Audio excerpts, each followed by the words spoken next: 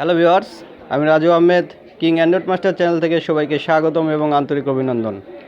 আজ আমি আপনাদের সামনে তেমন কোনো ভিডিও নিয়ে হাজির হইনি।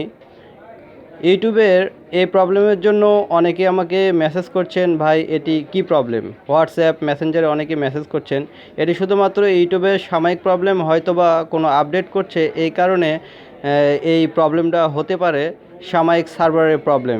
এটা নিয়ে কোনো টেনশন করানোর প্রয়োজন নেই।